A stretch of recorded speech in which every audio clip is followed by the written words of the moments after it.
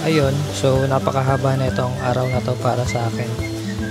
Dumating ako ng Tacloban around 6 AM. And then pagpunta ko sa terminal, walang mga papuntang Nabal sa Biliran. Ngayon, ang tanging option lang is sasakay ng Ormoc and then bababa ka ng bayan na tinatawag na Limon. So ito yung junction ng papuntang Ormoc tsaka papuntang Biliran. Ngayon, nakaalis kami ng Tacloban around 10 AM and then supposedly 1 hour lang yung biyahe puntang Limon. Kaso few kilometers before ako bumaba, nasiraan ng gulong yung sinasakyan ko. Ngayon, natagalan kami ng around 1 hour. Tapos pagdating ko ng Limon, yun, nakahanap ako ng sasakyan. May mga kasabay kami na papunta ring Nabal. Multicab lang ang sinakyan namin at nasa 1 oras din yung biyahe.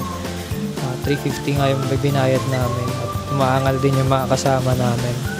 Ngayon, pagdating ko ng Nabal, since 10:30 AM yung tanging biyahe ngayong araw puntang Maripipi Island, hindi ako nakaabot. Dumating ako doon mga 1 PM na. So, kumain lang ako ng lunch saglit, tapos pumunta na ako sa Kawayan, which is 2 bayan from Nabal. Bali doon, meron mga bangka papuntang Maripipi Island ng hanggang 6 PM.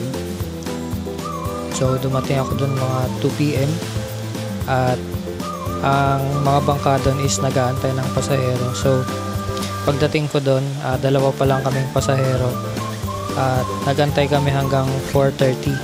Ngayon, 4:30 umalis na kami ng Kawayan Port. Tapos around 1 hour, nakarating kami dito sa Maripipi Island. 200 pesos yung bayad.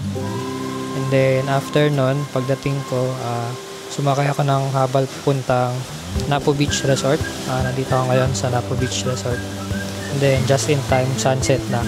So kung makikita nyo sa camera, sunset na siya.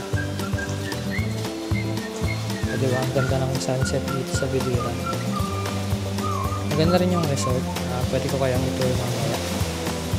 So yun lang muna.